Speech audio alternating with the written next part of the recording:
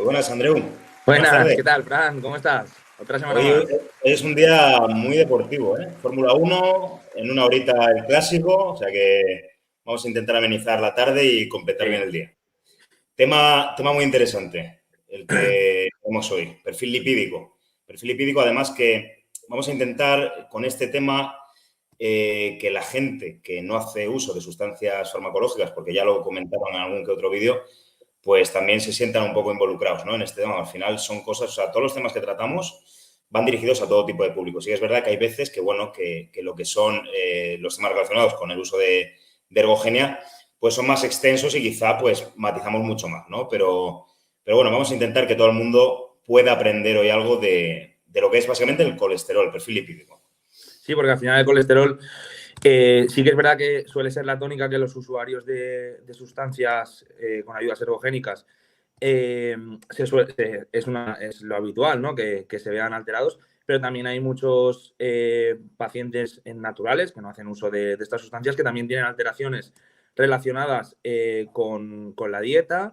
Y sobre todo, generalmente, si es gente sana y deportista, con alteraciones familiares del metabolismo y del perfil lipídico. Entonces, también Sí, de eso hecho, es hay mucha gente de a pie, Andreu, que por el hecho de estar un fin de semana comiendo mal, les toca el lunes una analítica y les sale mal el colesterol, porque el colesterol es muy variable en cuestión de horas. Entonces, si te parece, vamos a introducir un poco qué valores tú como médico recomiendas ver en una analítica, más allá de lo básico, ¿no? Que es LDL, para que la gente nos entienda, LDL, digamos el colesterol malo, entre comillas, y HDL, que sería el bueno, y esto daría bueno, pues digamos una ecuación, ¿no? Que sería el colesterol total y bueno, hay que mantener un equilibrio para que ese resultado sea positivo. Entonces, tú como médico, a ver qué valores recomiendas mirar en analítica para el perfil lipídico y ahora vamos hablando de cada uno de ellos.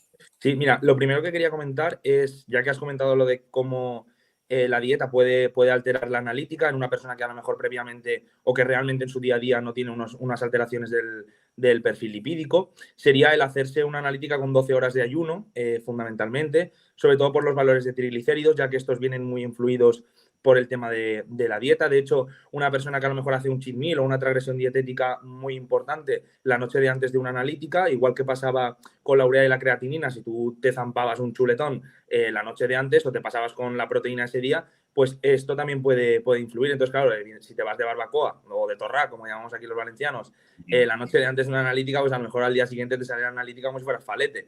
Entonces, eso es importante, hacer 12 horas de ayuno y hacer lo que realmente estás haciendo en tu día a día, lo que significa tu normalidad. O sea, si tu normalidad es comer como si se fuera a acabar el mundo, pues bueno, sigue comiendo como si fuera a acabar el mundo, porque al final tendrás tus valores como tienes de normal. Pero si haces una transgresión dietética a las 11 de la noche, acabas cenando con 2 postres, luego te vas y te comes un helado y al día siguiente te haces la analítica en ayunas, probablemente te salga más alterado el perfil lipídico de lo que realmente lo tienes en tu día a día y lo que son tus valores reales. Por eso la importancia de una correcta realización de las analíticas para que se asemejen lo más posible a la normalidad de ese paciente. Sí, En cuanto... además, Andreu, además que si te das cuenta, si por ejemplo uno hace una cena muy tardía, en plan a la 1 de la mañana, sobre todo la glucosa es la que se ve que acaba saliendo incluso un poco elevada. Y mucha Sí, la gente se glucosa y asusta los y dice, triglicéridos, sí. claro, dice, oye, tengo prediabetes, tengo el perfil lipídico mal y realmente puede ser simplemente por esa cena copiosa o quizá muy tardía que básicamente, pues bueno, ha impedido que la digestión se haya completado del todo y tengas todavía ahí un poco de residuo alimenticio. Exacto. Entonces, yo siempre recomiendo eso, unas 12 horas de ayuno. Y luego, en cuanto a los valores que me has preguntado, pues evidentemente el LDL, que es el que clásicamente se conoce como el colesterol malo, el HDL, que es el que se conoce como colesterol bueno. Después hablaremos un poco de los rangos, si queréis, porque realmente el colesterol bueno, hay unos rangos de normalidad que son aproximadamente entre 40 y 70, el HDL, y unos valores por encima de esto, o sea, buscar unos valores por encima tampoco es beneficioso a nivel cardiovascular, incluso se asocia a mayor riesgo cardiovascular. Pues esto también es importante matizarlo. Luego el tema de los triglicéridos, también incluiría los cocientes aterogénicos, es la relación del colesterol total con respecto al colesterol HDL, la relación del LDL con respecto al HDL. la relación de ciertas apolipoproteínas, que son las partículas, la parte proteica de las lipoproteínas, que son estas transportadoras de los lípidos, ya que los lípidos no se mezclan con el agua y con la sangre, por eso necesitan de unas proteínas para que las transporten, como serían la ApoB, la ApoA. La ApoA es la que está relacionada con el HDL, el colesterol bueno, y la ApoB es la que está relacionada con el colesterol malo. El cálculo de los índices, ya que nos dicen no solo cómo los índices te permiten en por ejemplo, una analítica en la que el colesterol, los valores están en rango, saber la relación entre estos valores, estas partículas de colesterol, si realmente son proaterogénicas, es decir, que favorecen la aterosclerosis o no. Y luego, aparte de esto, yo incluiría otras cosas. El tema del perfil de la glucosa, la sensibilidad a la insulina también es muy importante por la inflamación, porque tenemos que recordar que cuando hay inflamación en nuestro organismo se favorece la aterogénesis, ya que esta situación de proinflamatoria lo que favorece es la oxidación de estas grasas, y al oxidarse estas grasas, este colesterol, se favorece que se depositen en las arterias formando estas placas de ateroma, que son las que posteriormente dan problemas a nivel cardiovascular. Por ello mismo, aparte de esto, también incluiría la proteína C reactiva y la homocisteína, la cual ya la comentamos en el programa anterior, no, el otro, el que hicimos con Raúl, estuvimos comentando el tema renal. Sí, el papel de la homocisteína en cuanto al riesgo cardiovascular. Entonces, yo también creo que es algo bastante importante, y no hacer únicamente una analítica con colesterol total, HDL y LDL, sino incluir otros valores y otros parámetros, como serían el cálculo de los índices aterogénicos y factores que indican si hay un estado proinflamatorio en nuestro organismo, como serían los cálculos de la resistencia a la insulina, el metabolismo de la glucosa, y otros parámetros como la PCR y la homocisteína. Serían los que yo incluiría para hacer un buen abordaje y una buena valoración de este perfil lipídico. Sí, lo que está claro es que siempre que hay un entorno proinflamatorio, pues nos va a afectar pues tanto a nivel lipídico como cardiovascular, hepático. Entonces, al final, hay ciertos valores en la analítica, como la homocisteína, que tienen que estar siempre que queramos llevar un control exhaustivo de nuestra salud, ¿no? Bueno, pues si te parece, vamos a dar paso a la intro. Tenemos un invitado hoy bastante especial, así que nada, damos paso a la intro, ¿vale? Y empezamos.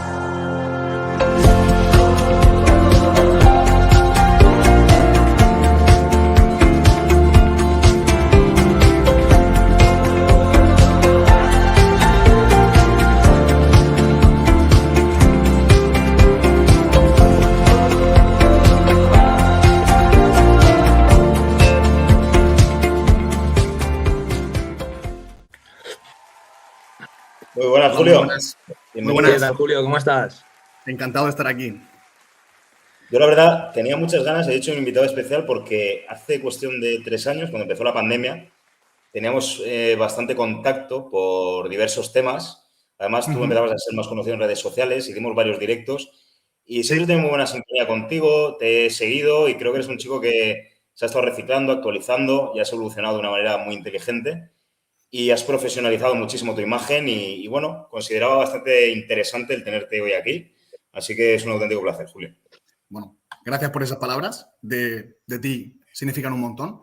Porque para mí tú, y te lo venía preparado esto, eres una persona que la verdad que en ese sentido me ha sorprendido un montón. Cómo has cambiado tu forma de pensar, tu forma de abordar las preparaciones de hace 3 años. Ahora hay una diferencia tremenda de puntos de vista, de mente cerrada, me acuerdo de historias tuyas diciendo, bueno, y de conversaciones que teníamos tú y yo, de esto de la nueva escuela se ha acabado. Y ahora creo que no hay, o sea, está prácticamente entre los top 5 preparadores que aplican estrategias más novedosas respecto a tanto la elección de compuestos o cómo abordar la nutrición y el entrenamiento, como también la farmacología y la parte de profilaxis, la parte de salud. Y por eso, bueno, tenéis este programa, ¿no? Sí, bueno, al final la intención era esa. O sea, al final toda la experiencia, porque mucha gente se ha cebado conmigo, que eso no es fácil. Yo nunca he hablado del tema de cómo ha afectado, ¿no?, psicológicamente, pero no es fácil de estar al 100% encima con resultados, porque una cosa es estar al 100% y otra obtener resultados a nivel deportivo y de la noche a la mañana tener que parar. Entonces, realmente, más allá de que yo considero que he estado madurando mucho estos últimos años, he ese día, ese momento y ese mes fue crucial para pegar ese cambio, cambiar mucho la mentalidad en ciertos aspectos y ya no solo aplicado a mis clientes, sino en mi vida personal. Han cambiado muchas cosas y la verdad que en mi situación actual, a pesar de que tengo mucha menos masa muscular, me encuentro muy a gusto y estoy muy contento. Y hacer un programa como este, pues creo que sirve para concienciar a todos, que no quiere decir que hacer culturismo sea malo, pero se puede hacer de una manera mucho más inteligente y aún intentando hacerlo bien, siempre puede ocurrir lo peor, porque, bueno, nosotros al final hemos tenido siempre el respaldo médico detrás y demás y el culturismo de competición es lo que tiene, ¿no? Pero qué menos que concienciar y de ahí surge este programa de la buena amistad que tengo con Andreu y creo que contar también con Andreu, que es un médico de categoría y podría decir que top 3 ahora mismo en cuanto a todo lo que es conocimiento. Vamos a hacer la pelota, ¿eh? No, es verdad, o sea, aquí no estamos comiéndonos el nabo ninguno. Esto es objetividad pura y dura. Al final tú eres un tío que, más allá de que estés actualizado, realmente ahora mismo, o sea, considero que eres de lo más maduro y la mejor imagen que puedes transmitir al culturismo en el ámbito médico. Esto es una realidad. O sea, que dicho esto, vamos a proseguir con el tema, que si no aquí ya huele a amor. ¿Vale? Sí, me va a hacer llorar. Bueno, vamos a comentar un poquito, sobre todo para la gente que no hace uso de sustancias ergogénicas, cómo podemos mejorar, ya conocemos los valores del perfil lipídico, ¿vale? ¿Cómo podemos mejorar un perfil lipídico tocado a través del ejercicio y la nutrición? Los puntos más básicos, porque al final esto es la base de todo. Sí. A ver, al final, yo creo que esto también puede ir dirigido para los familiares, ¿no? De la gente que nos pueda seguir, porque también es muy frecuente, bueno, yo lo veo en mi día a día en mi consulta de atención primaria, las alteraciones del perfil lipídico junto con las alteraciones del metabolismo de la glucosa son lo más frecuentes y creo que la alimentación y el ejercicio físico es la base para el control de esto. O sea, de hecho, yo tengo un post en mi Instagram que hablo sobre el tema del colesterol, cuáles son los valores, cuáles son los suplementos que se recomiendan, pero creo que sin una base de ejercicio y dieta, la suplementación carece de sentido o no vas a conseguir los objetivos si no tienes las bases, que es una correcta alimentación y un ejercicio físico detrás con un gasto calórico adecuado para una correcta utilización tanto de la glucosa como de los ácidos grasos como de la proteína, porque siempre hay que tener en cuenta que al final el exceso de calorías, venga de donde venga, nuestro cuerpo lo almacena de alguna forma. Y la forma de almacenamiento generalmente suele ser la grasa. Entonces, esto es lo que tenemos que tener en cuenta y tenemos que ver de dónde surge el problema. Al final, el problema generalmente suele ser, a no ser que tengas una patología de base familiar, que tú consumes más calorías de la que gastas. Entonces, partiendo de esa base y esa premisa, yo creo que el ejercicio físico y la dieta tienen que ser la base. Sí, además, Andreu, la gente, bueno, en nuestra comunidad quizás ya lo tenemos más claro, pero al final la grasa es un órgano, igual que el músculo, es un órgano excretor de proteínas, hormonas, de un montón de señales. Y cuando una persona por así decirlo, emitir triglicéridos, colesterol a la sangre, colesterol que por otra parte se puede adherir a la pared arterial formando aterosclerosis, que bueno, es un proceso pues, que necesita mucho más, necesita inflamación, necesita estrés y un montón de cosas, un montón de factores. Pero principalmente, si ya si ya tienes un porcentaje de graso elevado, lo primero que tienes que hacer es reducirlo. Y ya tu perfil lipídico se va a mejorar mucho. Sí, no, evidentemente, y la resistencia a la insulina, porque al final este tejido graso del que hablamos, que la gente lo ve como una molestia simplemente estética, también produce alteraciones a nivel de salud, porque en el tejido graso se liberan muchas sustancias proinflamatorias, muchas interleuquinas, que aparte de generar apoptosis celular, favorecer ciertos tipos de cáncer, la neurodegeneración, el envejecimiento, es decir, no es solo el aspecto estético, también a nivel de salud libera muchas sustancias este tejido graso que nos impiden tener una adecuada salud. Y otra de las cosas que también se asocia mucho es la resistencia a la insulina y las alteraciones del perfil lipídico. Por eso lo que comenta Julio, generalmente cuando baja de peso el paciente o el atleta, como queréis llamarlo, tanto el perfil lipídico como el metabolismo de la glucosa mejoran y es por esto, por la pérdida de esta adiposidad que al final lo que dificulta son todos estos mecanismos. ¿Pensáis que el sobrepeso está siempre ligado al porcentaje graso o también un sobrepeso debido a un exceso, digamos, de masa muscular pueden hacer que ese colesterol se vea más afectado? Lo pregunto, ojo, porque en mi caso personal ahora mismo tengo un porcentaje de grasa mucho más elevado, presento menos masa muscular, hago ejercicio regularmente, pero mi dieta es un auténtico desastre y sobre todo por la noche es cuando más impacto tiene, digamos, la alimentación en el perfil lipídico, ¿no? En triglicéridos y demás. Y ahora mismo mis analíticas de LDL y HDL, además que las he compartido por historias muchas veces, están mejor que nunca. Claro, teniendo en cuenta que no estoy on, que no hago uso de farmacología. Claro, es que pero claro, eso es curioso, ¿no? El porcentaje graso estando posiblemente un 10% más elevado y presentando menos masa muscular, está mejor que nunca.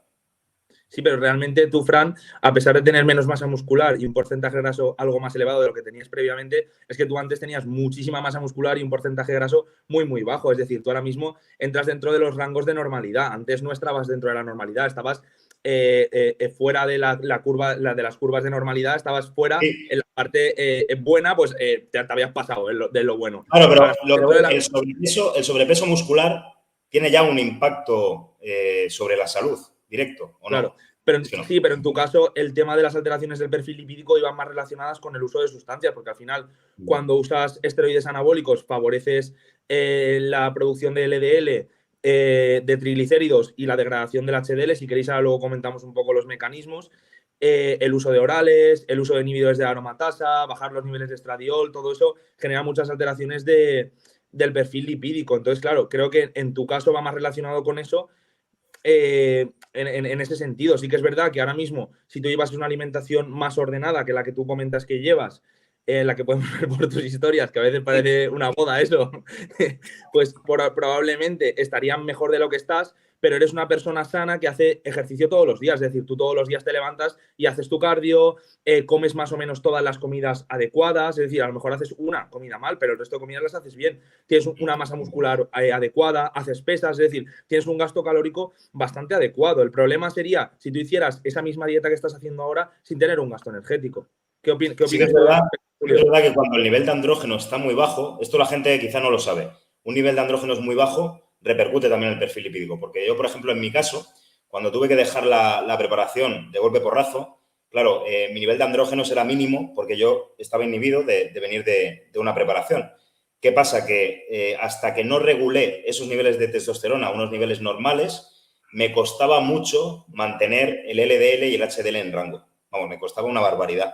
Y a pesar de ello, llevaba a cabo una alimentación mejor incluso que la de ahora, me ejercitaba diariamente. Pero bueno, lo que yo he comprobado en la práctica es que tener unos niveles androgénicos bajos o no adecuados repercuten también en el perfil lipídico. Lo que comentas, Fran, del tema de la dieta es muy interesante porque sí que es cierto que tiene impacto, sobre todo el consumo de grasa saturada. Digamos, tú estás metiendo en la circulación sanguínea, digamos, un montón de triglicéridos, de colesterol sin esterificar, y eso va a ir a parar a algún sitio. Al final, pues se va a esterificar y se van a formar lipoproteínas de baja densidad, también de alta densidad, y va a ir a parar también al colesterol total.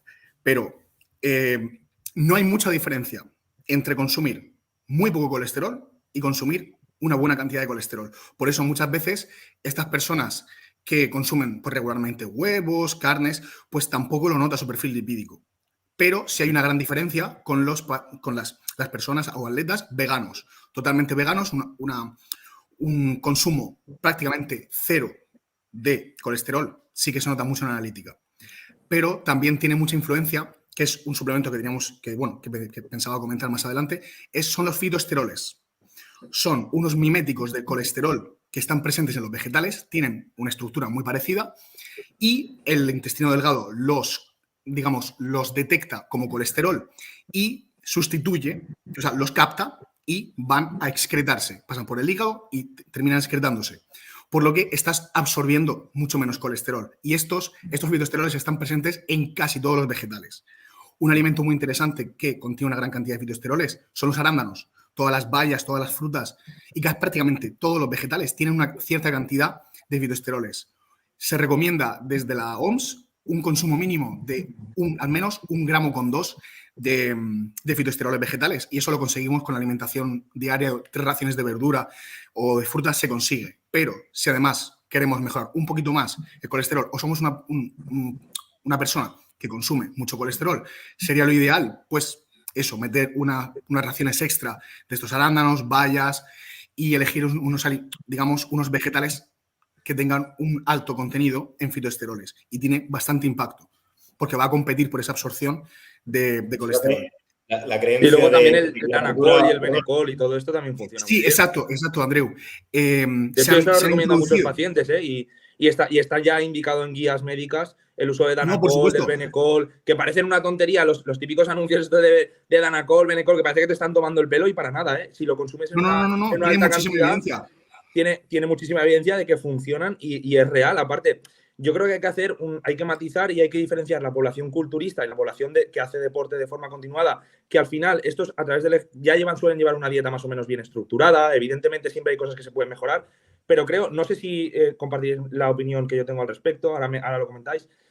Creo que en esta población las modificaciones dietéticas se notan menos y hay que recurrir más a fármacos o a suplementos. Sin embargo, en la gente sedentaria, las modificaciones dietéticas sí que tienen mucha más repercusión a nivel de modificación del colesterol, porque yo tengo muchos culturistas que les intentamos hacer ciertas modificaciones dietéticas sin incluir nada más y a lo mejor el LDL te baja 10-20 puntos, que al final 10-20 puntos cuando tienes un LDL de 190 no supone prácticamente nada. Sin embargo, en pacientes sedentarios, en la gente que yo veo en mi consulta de atención primaria, estas modificaciones dietéticas sí que tienen más repercusión a nivel de las analíticas del colesterol.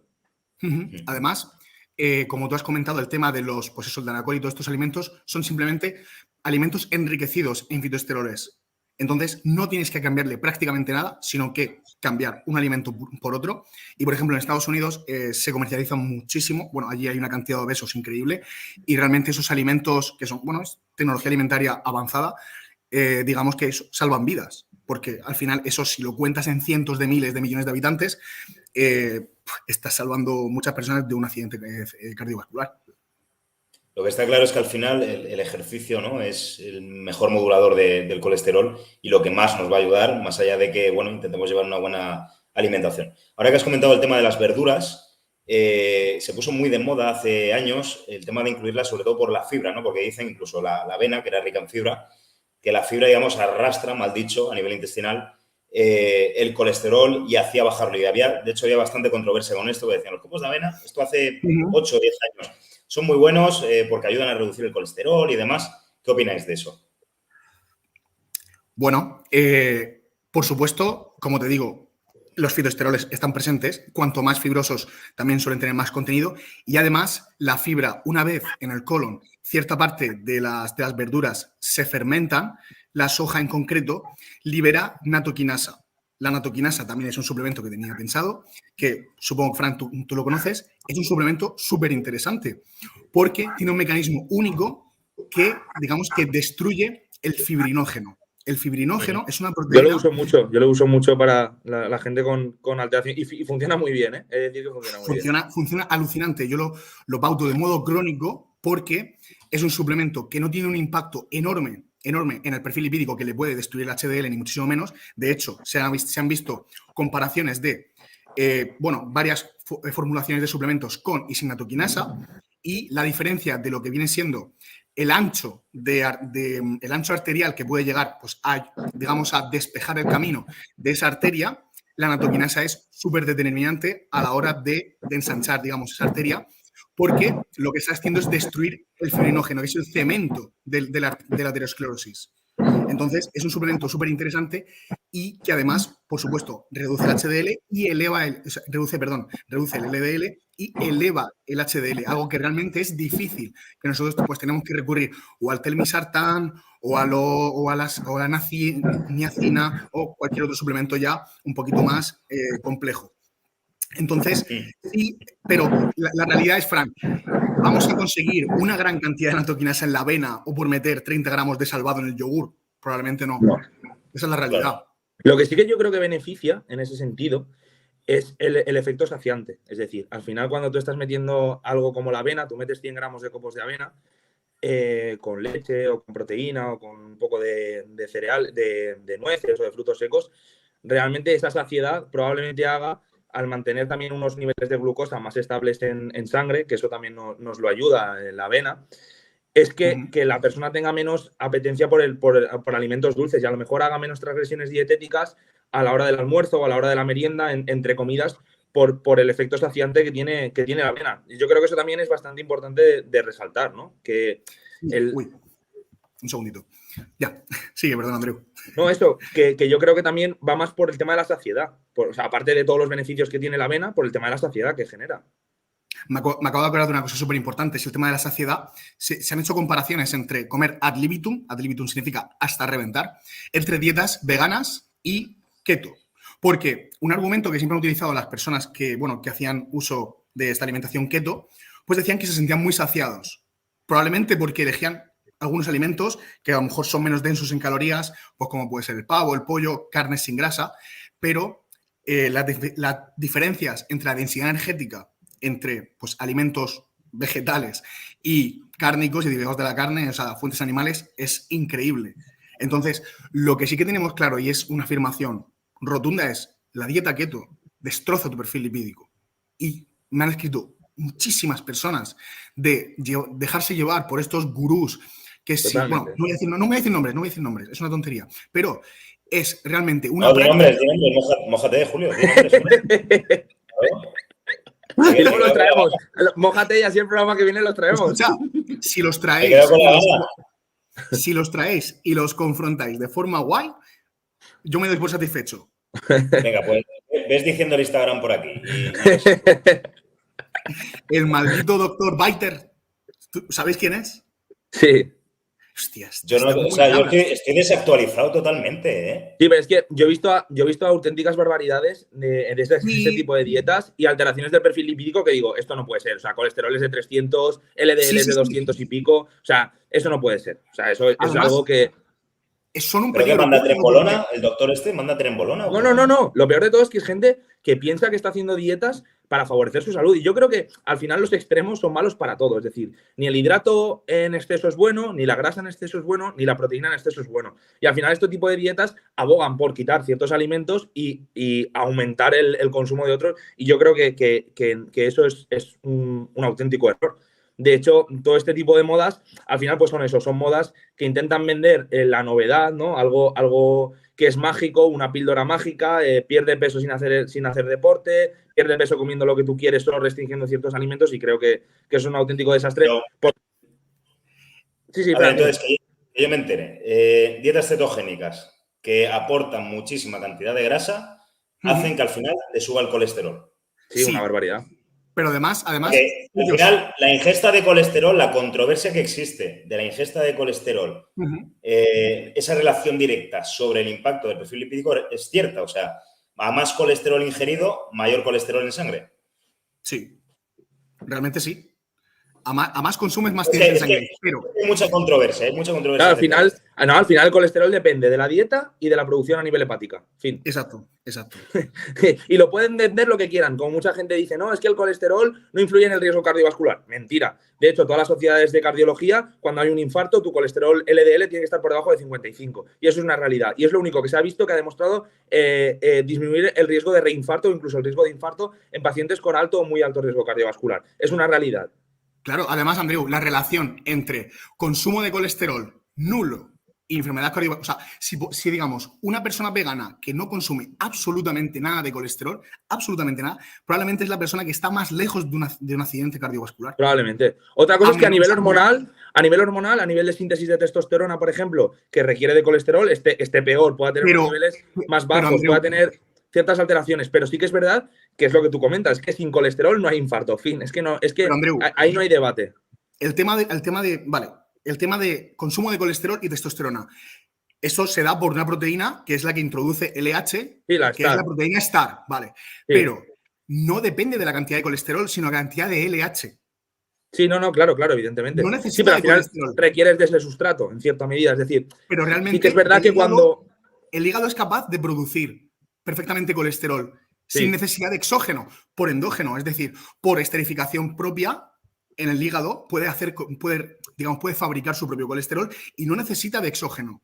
Sí, pero sí que es verdad que en ciertas dietas muy extremas o cuando el porcentaje calórico baja mucho, esa síntesis de colesterol se ve disminuida y al final producimos menos testosterona, que eso es lo que vemos en muchos atletas naturales después de una competición o cuando hacen dietas de definición muy extrema, igual que las mujeres que pierden la menorrea, en los hombres hay cierto hipogonadismo y es por esto, o con las estatinas.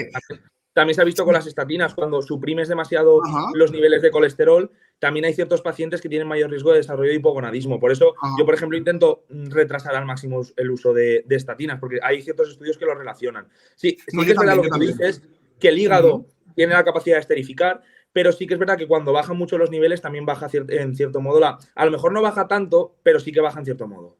Claro, yo pregunto, ¿y esos competidores que están, pues eso, cercanos a la inanición, algunos, ¿tú crees que es directamente y exclusivamente por el colesterol? Porque yo personalmente creo que no, es un conjunto. 70-80% probablemente sea solo por la baja ingesta energética, o sea, porque ya nos encontramos rozando y los oligoelementos, la baja disponibilidad energética.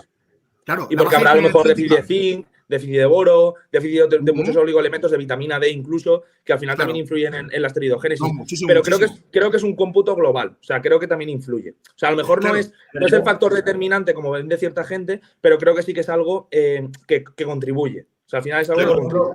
Basando un poco en chicos que preparo que son naturales, en el momento que llegan a ese déficit extremo y se tiran ahí semanas, y luego ya viene el famoso rebote, que encima en las dietas naturales es, digamos, mucho más productivo porque al final no hay que hacer una depuración como tal, ¿no? Sí que es verdad que simplemente elevando la ingesta de carbohidratos y no la de las grasas, ya se encuentran mejor a nivel de libido, de energía, a nivel sexual y a nivel hormonal en la analítica se refleja. O sea que al final no es tanto como nos hacen ver, bajo mi punto de vista, que es necesaria esa ingesta de colesterol, por el tema de la síntesis de hormonas masculinas y demás, sino esa subida calórica, esa densidad calórica para realmente funcionar bien, ¿no? Así es como yo lo veo y así es como lo he visto yo en la práctica. Claro, pero al final esa subida calórica también se traduce en un aumento de los depósitos de grasa. ¿Sabes claro, llegar a ese porcentaje de grasa mínimo que, digamos, es saludable y que permita al cuerpo realizar todas sus funciones normales. Coincido. Estamos de acuerdo. Sí. Hay cohesión. Entonces, yo lo que estaba viendo, o sea, tenía mis dudas, es si realmente, como tú dices, Fran, ¿qué importa más? ¿Que tu porcentaje graso sea óptimo o la alimentación? Yo creo que, sinceramente, es un cómputo de todo, pero es muy, digamos, extremo y particular el caso de los atletas, porque muchas veces... A ver, se me corta esto un poco, un momento. Sí.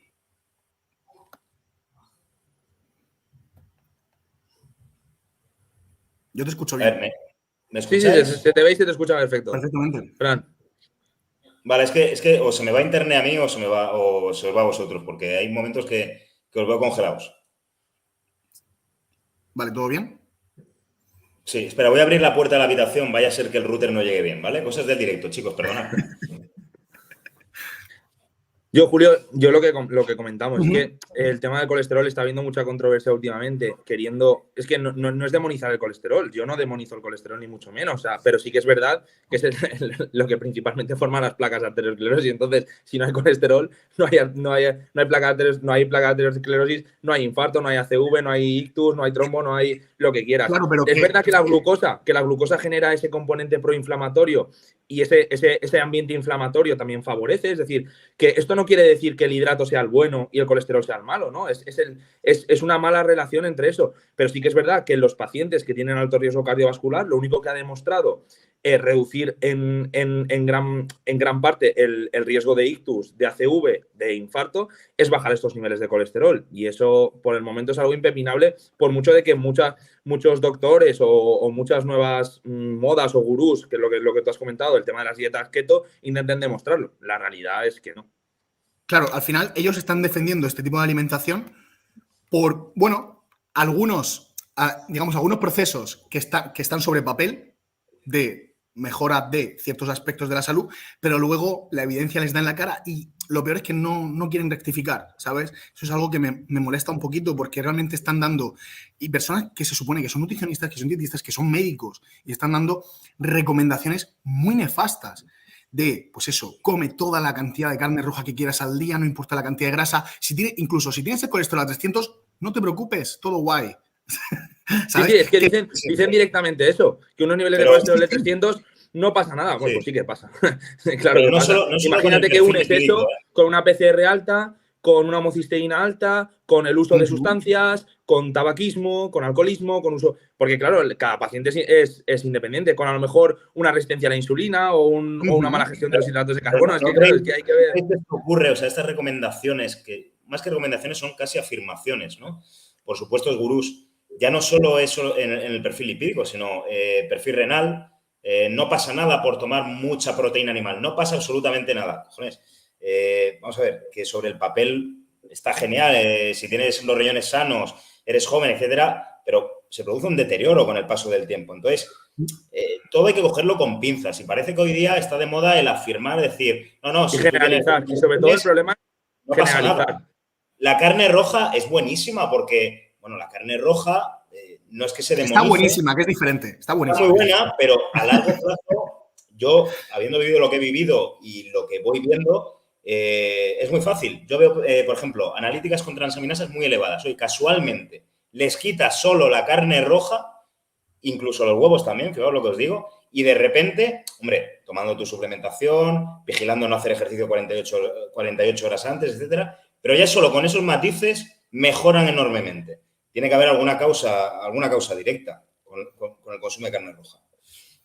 Y hombre, como esto, al muchos final, otros ejemplos.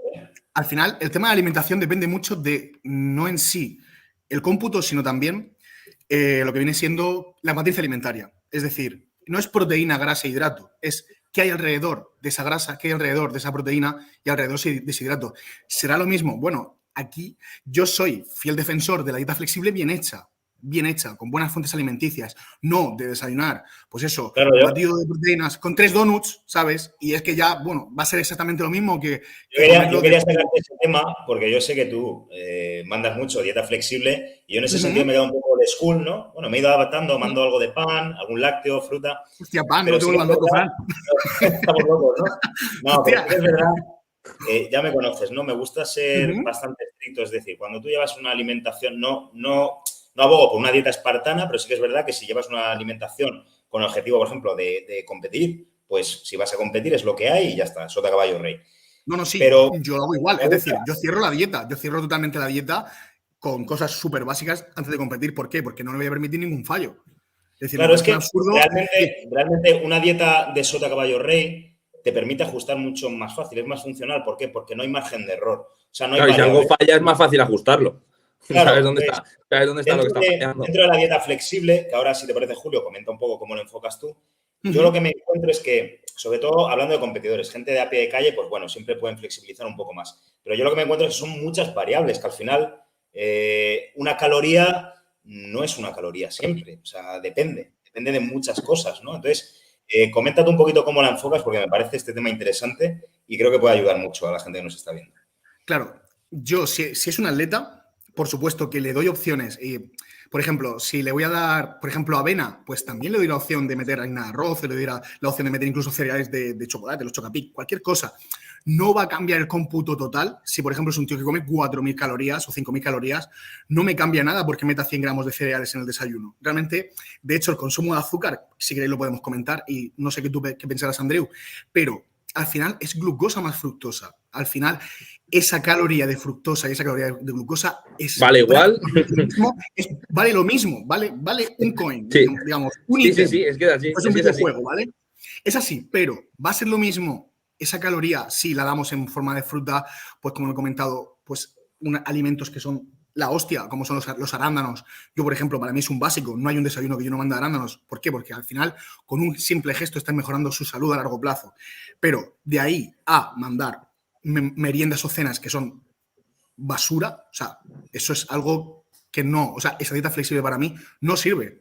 No sirve. Claro, está llena de antinutrientes también, está llena de omega 6, de sustancias proinflamatorias. Sí que es verdad que a nivel calórico, a lo mejor una tostada con aguacate y huevos puede tener más calorías que un donut, porque eso hay muchas, o que una tostada con Nutella, hay muchas fotos de comparativas en Instagram. Lo que sí que no estoy yo de acuerdo es a nivel del aprovechamiento de esos nutrientes y lo que te va a aportar a nivel de salud, porque probablemente pues te esté aportando grasas buenas, te está aportando nutrientes que vas a utilizar para la construcción de masa muscular. Lo otro, probablemente te aporte más antinutrientes, te aporte más sustancias proinflamatorias como los omega 6, más grasas saturadas, más grasas trans, que al final pues tienen un efecto perjudicial sobre nuestra salud. Entonces, a nivel de salud, sí que es verdad que es más beneficioso, pero a nivel calórico es lo que tú comentas. Una caloría es una caloría. Una caloría es una caloría, vale, pero si partimos del mismo porcentaje graso, mismo consumo calórico, por supuesto hay alimentos que son mejores que otros, por supuesto.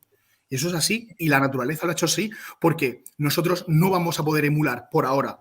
Lo único que tenemos algo parecido quizás son los suplementos o, digamos, los alimentos que podamos nosotros más o menos manejar, pero cosas tan bien hechas como hace la naturaleza es muy difícil de hacer. Y la naturaleza nos da realmente los alimentos, digamos, los vegetales son prácticamente, por así decirlo, como casi medicamentos, ¿sabes? Que prácticamente tienen la capacidad de curar.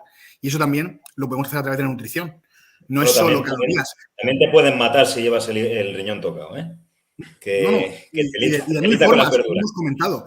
Y hay gente que está teniendo infartos, por hacer dieta keto, y tienen un porcentaje graso totalmente normal, incluso bajo.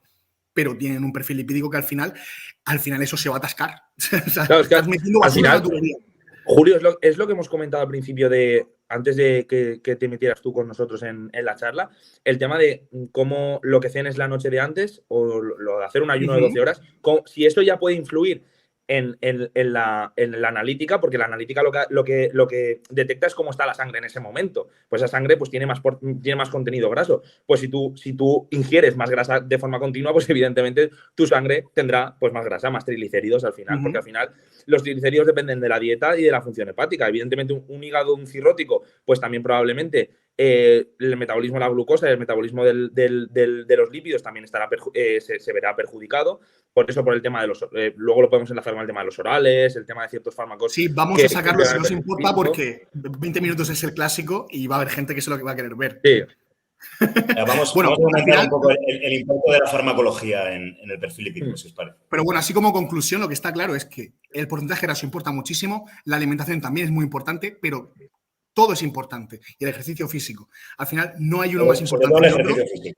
Sí, el ejercicio físico es fundamental. Es decir, no vale de ser uno de esos, pues eso, estoy en porcentaje graso bueno, saludable, pero no me muevo. De hecho, se ha visto incluso que hay que tienen mejor perfil lipídico personas que tienen un porcentaje graso un poquito más elevado, pero que son muy activas. Claro. O que hacen entrenamiento de fuerza. Pero bueno, sí, Fran, o si quieres, Andreu, comentamos el tema de los horarios. tema de la farmacología. Bueno, al final hay que tener en cuenta que el uso de esteroides anabólicos, sean inyectables o sean orales, lo que producen es lo siguiente, activan la lipasa hepática y activan la HMG-CoA reductasa, que es la enzima que inhibe las estatinas para disminuir el colesterol. Entonces, lo que se favorece son dos cosas. Por un lado, un aumento de LDL y de los triglicéridos, incluso en ciertos casos esteatosis hepática cuando hay uso de orales que producen daño hepático directo, por este acúmulo intrahepático de esa grasa que se desarrolla posteriormente la esteatosis hepática no alcohólica, que es frecuente en el culturismo y que a no ser que se haga una ecografía no se puede diagnosticar. Y luego sería el catabolismo del HDL, que es el conocido como colesterol bueno. Colesterol bueno porque lo que hace es sacar colesterol de la sangre y llevarlo al hígado o a otras zonas para que sea desechado y para que sea liberado de la circulación y que disminuya el riesgo de aterosclerosis. Interesante el tema de como lo has comentado antes, el tema de la ApoA. La apoproteína A, que básicamente es, digamos que las lipoproteínas son como una especie de coche que lleva el colesterol. Pues exacto. Las apoproteínas son los conductores. En el caso de la ApoA, es precisamente ese componente proteico que va a ayudar el aclaramiento plasmático del colesterol, lo que va a ayudar a aclarar el colesterol. Pero lo malo o bueno es que es genético. No se puede modificar más que con fármacos. Sí. Entonces, al menos una vez en la vida, sin estar en tratamiento farmacológico, deberíamos medirnos la LPA. Deberíamos. Sí. Lo que pasa es que eso es para tener una referencia de cuál es tu riesgo cardiovascular o de qué riesgo cardiovascular partes. Yo creo que en algún momento se debería hacer. Y luego, a nivel teniendo en cuenta que la dosis suprafisiológica de cualquier fármaco nos va a entorpecer o nos va a empeorar el perfil lipídico, los fármacos que más lo alteran serían los que tienen paso hepático, que serían los ARMS y los esteroides orales. ¿Por qué? Porque la 17-alfa-alquilación lo que hace es generar paso hepático. Este paso hepático genera daño directo sobre el hígado y aparte genera una activación mayor de la lipasa hepática y de la HMG-CoA reductasa. De hecho, se hicieron estudios para comparar un TRT con orales y un TRT con inyectables, y otros estudios también en cuanto al Winstrol y a la testosterona, y se veía que la caída del HDL era mucho más dramática si se hacía uso del Winstrol oral o de otros fármacos orales, y que los aumentos de triglicéridos y de LDL eran también mucho mayores con los orales que con respecto a los inyectables. Por eso es lo que comento yo siempre, que para mí como médico, cuando tengo un paciente con hipogonadismo o un endocrino, cuando tiene un niño con hipogonadismo que tiene que darle una terapia de reemplazo de testosterona, o hoy en día los transexuales, las mujeres que quieren pasar a hombres y necesitan una terapia hormonal, nunca se recurre al tratamiento, a los esteroides orales y siempre se recurre a los inyectables, ya que la alteración del perfil lipídico es mayor. Y luego con los orales. Y luego también el papel del estradiol para relacionarlo con los inhibidores de la aromatasa. Al final los inhibidores de la aromatasa también tienen paso hepático, tienen toxicidad hepática directa, aumentan las transaminasas. Y aparte de ello, esta caída del estradiol que veo en muchos atletas que utilizan inhibidores de la aromatasa de forma sistemática, con niveles de estradiol bajísimos, con HDLs de 8, de 10, que son unos valores que asustan, porque tenemos que recordar que por debajo de 40 ya es un valor bajo de HDL y que por cada punto que baja el HDL el riesgo cardiovascular aumenta entre 1 y un 3%, que no es una cifra nada despreciable, teniendo en cuenta el riesgo cardiovascular que tiene una persona con un exceso de peso, aunque sea de masa muscular, con un aumento de la tensión arterial, con aumento de transaminasas, con cierto entorno inflamatorio, con aumento del fibrinógeno que hemos comentado, con homocisteína más alta por este uso de esteroides anabólicos. Entonces, claro, al final se junta todo y es bastante peligroso. Y no hay que despreciar el papel protector que genera el estradiol. De hecho, también hay estudios que comparan esteroides inyectables que aromatizan con otros que no aromatizan, y los que aromatizan alteran menos el perfil lipídico por este factor protector que genera el estradiol. Por eso las mujeres, hasta que llega la menopausia, su riesgo cardiovascular es menor que el de los hombres, y luego posteriormente, cuando caen estos niveles de estradiol, se equiparan. Además, cuando ellas utilizan esteroides orales o SARMs, el impacto que tienen en ellas, el perfil lipídico, brutal. Es muchísimo menor. Brutal. No, es mucho menor, comparado con el hombre. Es mucho más difícil. Sí, es brutal, me refiero en hombres en comparación con las mujeres. Sí, claro, por el tema del estradiol. Además, el tema, lo que has comentado, sí es cierto que los SARMs también, por supuesto, afectan el perfil lipídico, pero no es por la necesidad de alquilación, sino es por la activación de la triglicérido-lipasa hepática, y que sí se cataboliza a través de las mitocondrias el HDL. Entonces, sí que baja por la más pobre aclaración, digamos, de ese LDL, sí que se empeora el perfil lipídico, pero los orales un poquito más. Es decir, en ese sentido los SARMs tienen una pequeña ventaja respecto a los orales, una pequeña ventaja. Por supuesto, también sí que tienen estrés hepático, pero se ha visto que sobre todo es la alanina aminotransferasa. Pero bueno, no hay evidencia clara porque, como sabemos, no hay suficiente evidencia para afirmar muchas cosas de los SARMs, pero parece ser que menos estrés hepático y un poquito menos afectación sobre el colesterol, un poquito. Ahora que has salido el tema de los SARM, yo recuerdo que en 2020, pues bueno, tú te inclinabas mucho por las preparaciones con SARMs, y de hecho tú estuviste ayudando muchísimo en la preparación de Chris. Ella se preparó con SARM en 2020, le fue muy bien, le fue extremadamente bien. Y es verdad que esto que comentas, a nivel de analíticas, pues por lo menos en mi chica no se reflejaba. O sea, el colesterol siempre ha salido perfecto, y cuando estaba usando SARMs también lo tenía perfecto. También te digo, en tu caso, recuerda, bueno, que nosotros trabajamos también con una profilaxis. Es decir, eso es lo que comentaremos ahora después. El tema de profilaxis no es lo mismo pautar, digamos, una farmacoterapia, una terapia, un ciclo, como quieras llamarlo, con y sin profilaxis. Y esto es algo que me gustaría decirlo, y lo has dicho al principio del programa, pero ahora tiene más sentido. Andreu creo que es una pieza fundamental, no solo en el culturismo español, sino a nivel internacional, porque nunca ha habido un médico que haga lo que hace Víctor Black, que es patearse toda la bibliografía de suplementos, fármacos y simplemente, digamos, sobre papel, qué es lo que pasa con cada compuesto y qué es lo que pasa en el organismo, y que de verdad tenga bagaje de medicina y diga, esto es bueno, esto es malo, esto es mejor de esta forma, esto es lo más óptimo para la salud. Black, pero no es comparable. Víctor Black, por supuesto que no es comparable. Es un timador de cuidado, el Víctor Black, que se pelea con medio mundial del culturismo. Tiene mucha tela, el Víctor Black. Madre, es del Valencia, además. O sea... Todo solucionado, pero bueno, simplemente Víctor Black es una persona que se ha pateado toda la evidencia, por supuesto que ha hecho de negocio de ello, y que es un tío que prácticamente no se puede hablar con él, porque si le rebates lo más mínimo, prácticamente se caga en tu madre, prácticamente. Sí, literal. Pero la realidad es que es un tío que se ha pateado mucha, o prácticamente toda la evidencia que hay sobre farmacología, que tiene bagaje y que bueno, que está aportando algo diferente y que tiene de verdad sentido. Si queréis, lo comentamos. No sé qué opinión tienes tú, Fran. Yo sé que tú lo lees hace tiempo. Pero antes de eso, todos los conocimientos que tú tenías sobre SARMs, y creo que además colaborabas con alguna marca de SARMs, sí. ¿a día de hoy sigues pensando lo mismo de los SARMs? Porque bueno, esto es un tema que siempre está en las rondas de preguntas. Estoy seguro que en este directo hay mucha gente interesada en saber tu opinión real sobre los SARMs. La de Andreu ya la sabemos. Yo soy bastante, digamos, imparcial porque, bueno, con mi chica he tenido buenas experiencias. Luego, en mí mismo, quizá con ciertos compuestos no tan buenas. En fin, ¿qué nos dices a día de hoy de los SARMs? Yo te puedo decir que son situacionales. Es decir, no, o sea, por supuesto, no lo voy a recomendar. Por supuesto, no son para todo el mundo. Por supuesto, tenemos que ser conscientes de lo que dice Andreu, es realidad. Es decir, son compuestos que no tienen suficiente evidencia y que aparentemente son tan dañinos como los esteroides a ciertas dosis. Pero lo que sí podemos afirmar, es que a bajas dosis, donde presentan buenos beneficios, parece que tienen menos efectos secundarios. Entonces, para un perfil de persona que nunca ha utilizado farmacología, o persona que lleva mucho tiempo, o persona que simplemente no quiere recurrir a una terapia al uso con todo lo que conlleva, probablemente un uso muy leve de 10-20 miligramos de cierto compuesto, no voy a decir ni cuál, pero digamos, por ejemplo, Ostarine, que es el más liviano y el que tiene más evidencia, pues probablemente, no, por supuesto que funcionan, eso creo que no tiene sentido decirlo.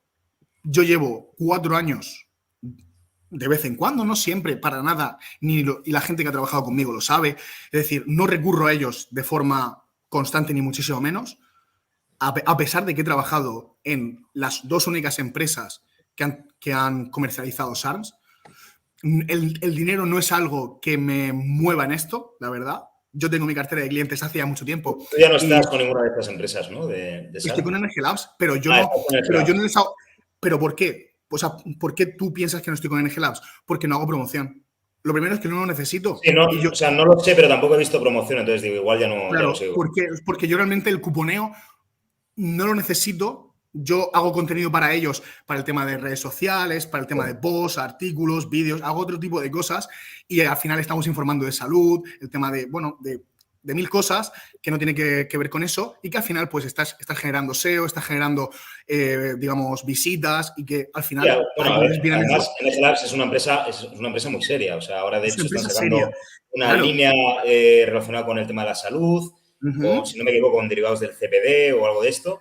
Estamos trabajando en una línea completamente de salud. El nombre es Health, pero con J, marca España. Que básicamente es eso, es decir, es una línea de nutracéuticos exclusivamente pensados para salud, porque por supuesto que hay suplementación en el mercado que es muy útil y prácticamente todas las marcas tienen de ella, pero nosotros vamos a ofrecer ciertas formulaciones muy, digamos, a la diana, a X objetivo, a mejorar pues la salud sexual o a mejorar el perfil lipídico o X puntos a mejorar en la salud. Y bueno, sí, también tenemos una línea de CBD que, aunque la evidencia es mixta, hay bastante evidencia sobre el tema de la ansiedad, el dolor crónico. También tenemos una línea de cremas que también la has visto, pero bueno, al final yo no tengo ninguna necesidad, es lo que quiero decir, yo no tengo ninguna necesidad de decir los SARMs son buenos porque no lo son. La testosterona tampoco lo es y la trembolona mucho menos. Pero son situacionales. Está diciendo en directo que los SARMs no son buenos. Bueno, y no hay ningún problema. Es decir, ninguna farmacología lo es. O sea, ningún compuesto dopante o que está poniendo nuestro cuerpo a más revoluciones es bueno. Pero es que el paracetamol tampoco es bueno. Claro, es que, a ver... Tampoco recomendaría tomar paracetamol. Por cierto, yo vivo en Polonia. Aquí se venden fármacos hasta en los chinos y te ves el paracetamol en todos sitios. Es interesante. Y ahora, si quieres, más adelante podemos tocar el tema de las diferencias entre preparaciones entre los países, porque yo estoy viviendo aquí y veo muchas cosas. Pero bueno, para acabar, el tema de los SARMs simplemente son situacionales y para gente que realmente... Bueno, lo primero que para mujeres me parece una opción súper buena, sobre todo el Ostarine, que por supuesto que tiene contraindicaciones, que tienes que hacer profilaxis, que tienes que hacer analíticas, por supuesto, pero es una opción muy buena porque puedes alejarte más de, digamos, de los efectos indeseables y que se androgenice la mujer. Y para muchas personas que que a lo mejor no quieren hacer uso de, digamos, un ciclo completo y que realmente con un compuesto y con una leve profilaxis le puedes dar un muy buen extra al físico si esa persona de verdad entrena bien y hace una dieta acorde digamos, al objetivo. Lo que pasa es que en los últimos protocolos de SARM que yo he podido ver, ya se incluye directamente una base de testosterona pequeñita, pero se incluye una base de testosterona y de hecho creo que tú lo estabas haciendo así. Y claro, esto hace años no era tan así, era en plan, bueno, pues mira, planteo el uso de Ostarine, vamos a decir nombres, Ostarine con Cardarine, LGD, pero ahora no, o sea, ahora hay una base de testosterona porque quizá con el tiempo, ¿no? Se ha visto que faltaba esa base androgénica, puede ser.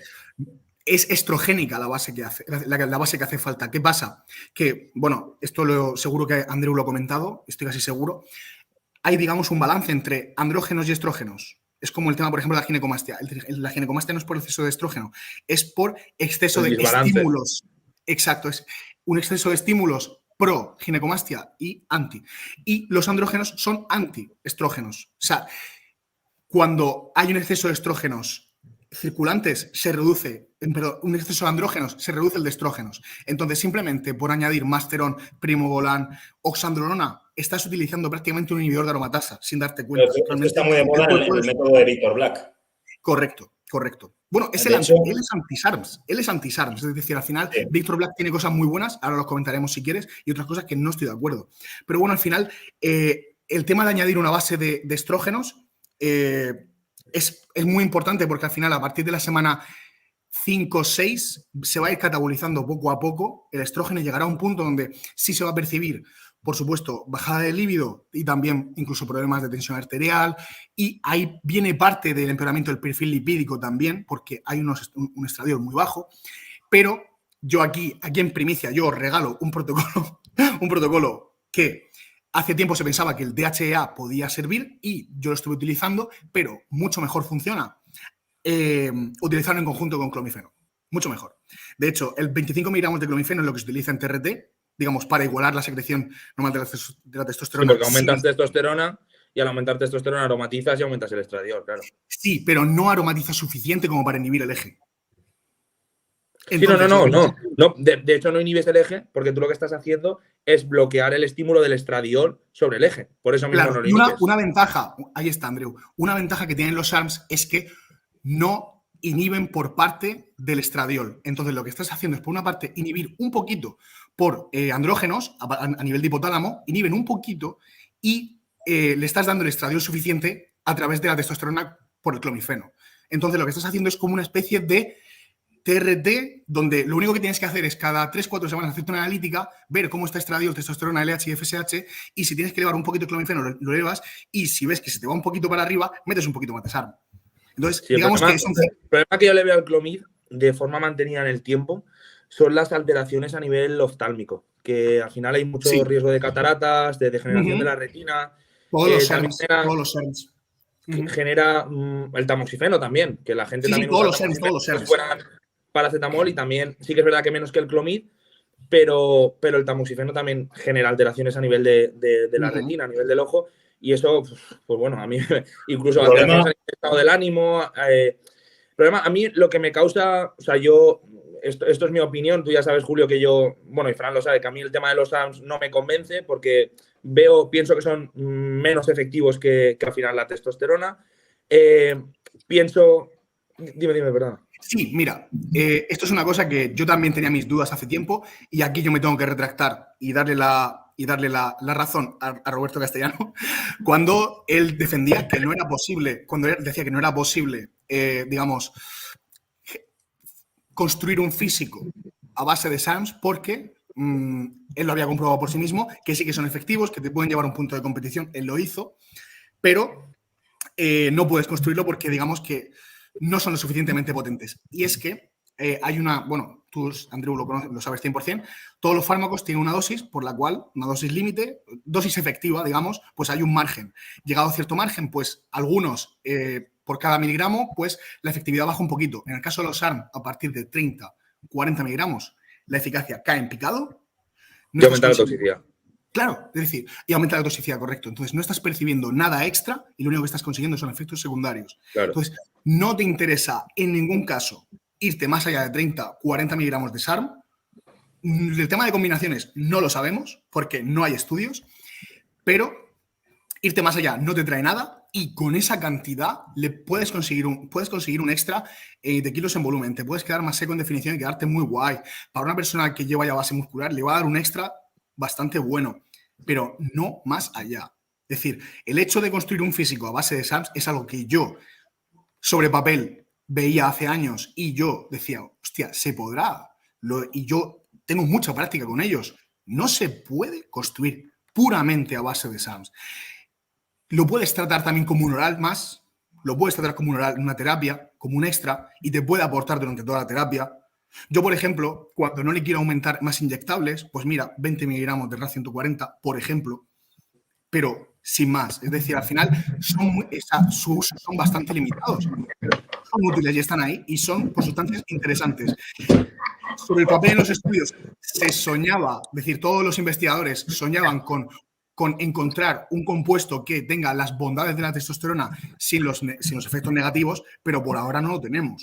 Claro, pero es que esto, por ejemplo, mira, por eso yo digo lo del desconocimiento de estas sustancias, y es por lo siguiente, por ejemplo, mira, con la trembolona, hasta hace poco, se pensaba que tenía efectos SARM, ¿no? Por el hecho de que no aromatiza, pero sobre todo, no por eso, sino por el hecho de que no aumentaba el crecimiento prostático, no aumentaba el tamaño de la próstata, por ejemplo.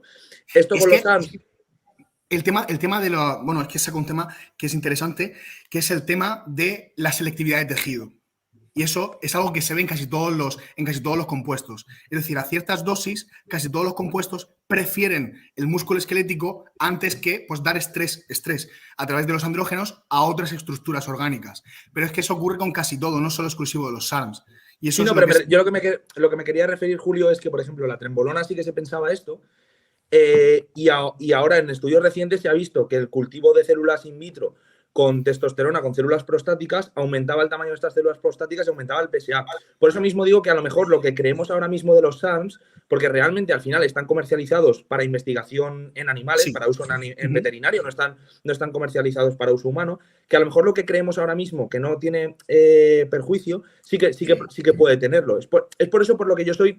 me cuesta mucho el abogar por los SARMs. Es por esa falta de conocimiento porque lo que creíamos en ciertas cosas, por ejemplo la trembolona, que no producía este crecimiento, sin embargo ahora sí que se ha demostrado que puede aumentar el tamaño de la próstata y ese efecto SARM que se creía inicialmente, o por ejemplo la testosterona, antes se pensaba que la testosterona para pacientes en TRT, para pacientes que habían tenido cáncer de próstata, ya no se podía dar.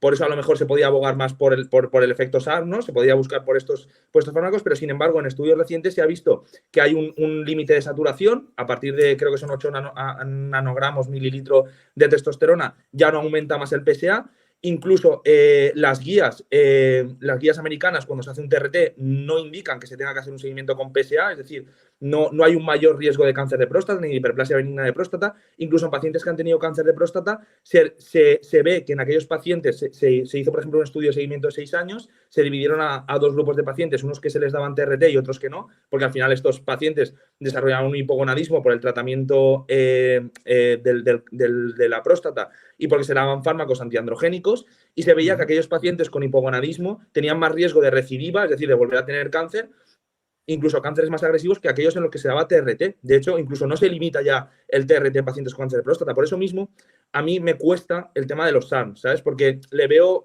muchas más limitaciones que a fármacos que ya son conocidos, ¿no? Como sería el caso de la testosterona, el primobolan, otras sustancias que han sido durante muchos más años estudiados. Es como que yo sé lo que puede causar en el organismo, puedo esperarlo, puedo analizarlo. Si hay efectos adversos, puedo intentar tratarlos porque sé por lo que están producidos.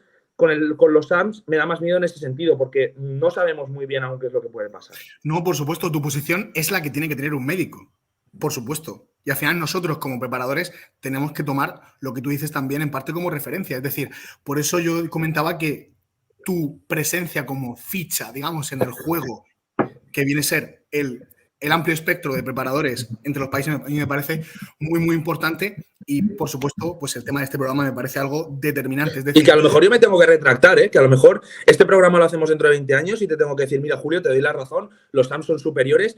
O sea, es que yo no me yo en creo ningún que momento he tenga... dicho eso, ¿eh? En ningún No, momento digo eso y no es mi pero posición. me refiero que yo no me posiciono como lo hace Víctor Black, de decir yo tengo la verdad absoluta, porque yo soy médico y tengo la verdad absoluta y lo que opinan los demás no vale una mierda, no. Y porque eres Yo un lo tío que mucho digo más es que inteligente. Yo lo que digo es que por el momento, con la evidencia que hay, mi recomendación es que los SAM serían la última opción junto con los orales. O sea, este sería, pero que a lo mejor dentro de 20 años, cuando se han investigado más, cuando se ha hecho usos en humanos, cuando se han hecho estudios, lo veo difícil que se puedan hacer, pero bueno, a lo mejor en algún país se hacen. A lo mejor tengo que decirte, mira, Julio, te doy la razón y los SAMs son menos perjudiciales que los inyectables, pero por el Ahí te momento... puedo decir algo. ¿Tú conoces a Gerard, Doctor Stacking? ¿Te Sí, suena? sí, Pues he hablado con él alguna vez, sí. él, de hecho, él comentó como 2 semanas antes que tú el post de la espanzofoglina, el tema del fármaco este para daño renal.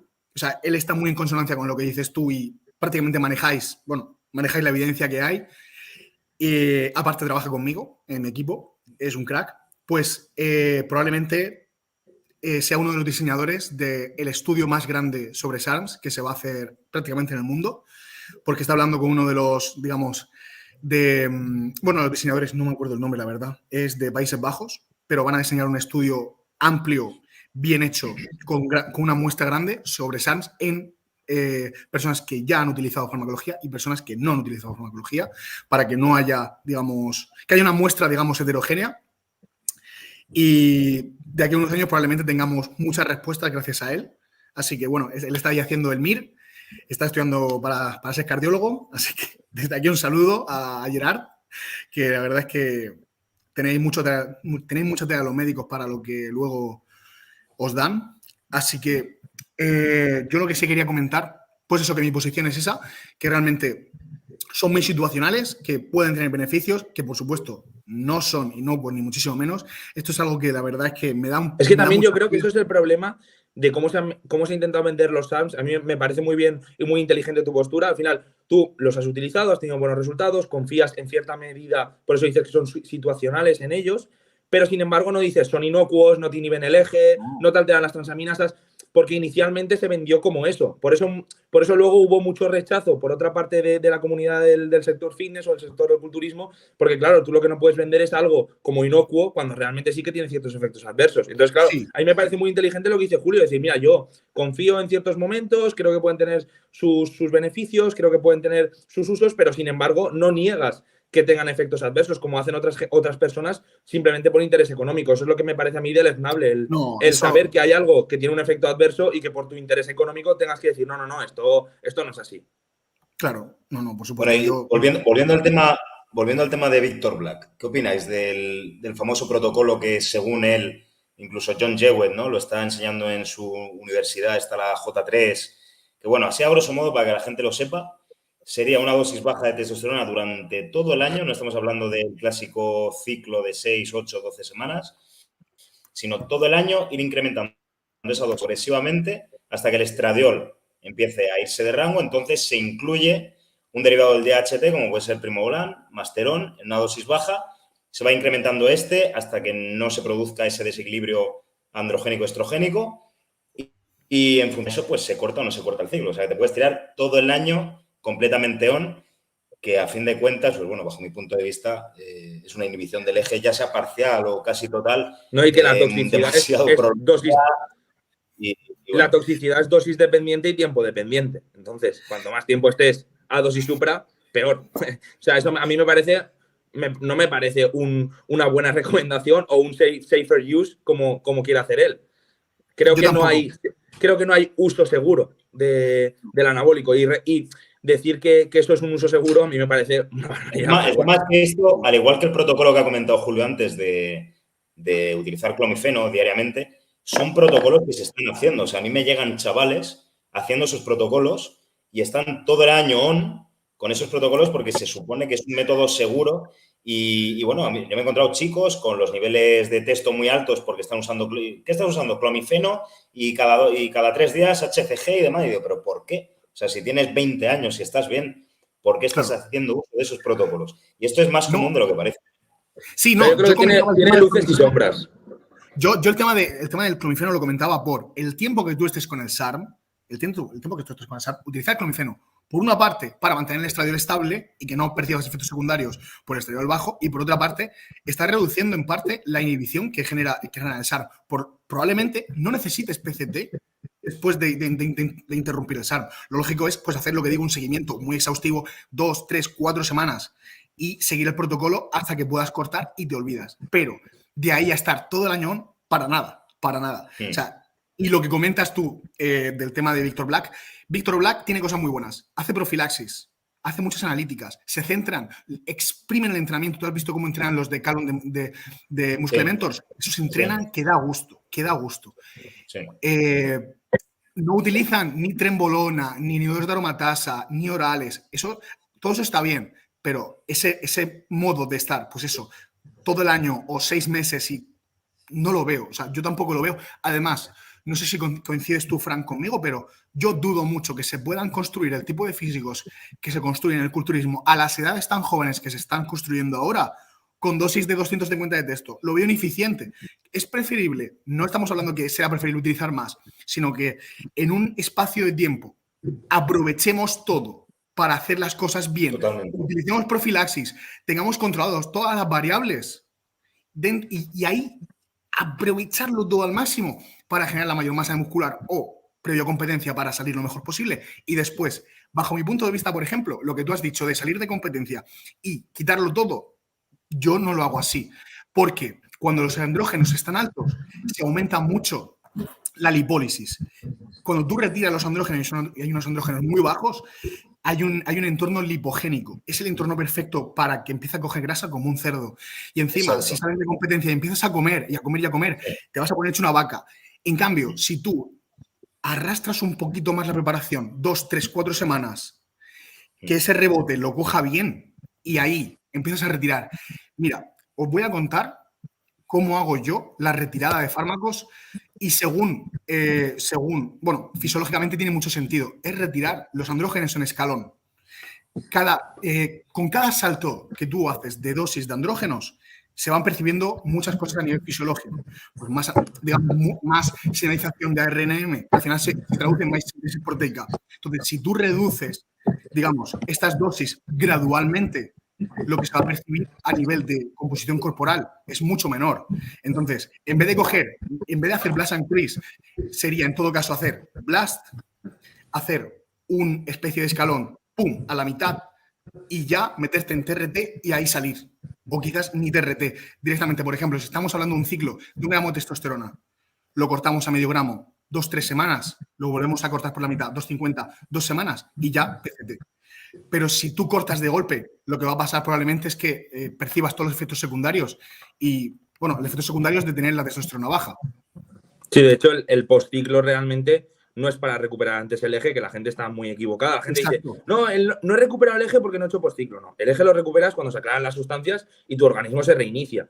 El principal motivo del postciclo es para mantener esas ganancias, para favorecer una síntesis endógena de testosterona, pero externa, es decir, que tú lo estás metiendo a HCG o clomifeno, estás forzando al testículo de forma artificial a que produzca una síntesis de testosterona para eso, para mantener un entorno hormonal adecuado y sobre todo para que las ganancias musculares no se vayan, pero también para el aspecto anímico, porque también pasar de estar de 1 gramo de testosterona a de repente estar inhibido con unos niveles de estradiol altos, encima te aumenta la prolactina, pues evidentemente anímicamente estás destrozado. La libido baja, lo que tú dices, el rebote a nivel calórico, pero claro, eso no quita que haya que parar. Es que al final lo que defiende el modelo de Victor Black es el blast and cruise continuo, el blast y luego cruise, blast y luego cruise, blast y luego cruise. Victor Black es seguir jugando con fuego con intención de no quemarte, pero estás jugando con fuego. Entonces, claro, y él lo que vende es,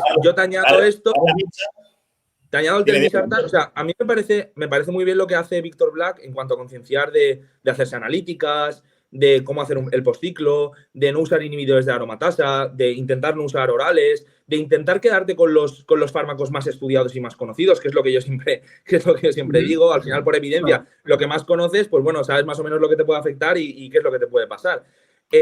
Pero eso no, pero luego tiene sombras que es pues que al final él piensa que está haciendo un uso seguro y no hay uso seguro, no puedes vender que hay un uso seguro. Cuando hay uso ya no hay salud. Los atletas de más nivel que yo he conocido luego no siguen para nada las premisas de Victor Black. O sea, lo que defiende Victor Black no se lleva a la práctica por los mejores atletas del mundo. O sea, si vosotros veis preparaciones de grandísimos preparadores, más allá de que se demonizan, por ejemplo, los inhibidores de aromatasa, son muy protagonistas en las últimas semanas de la preparación.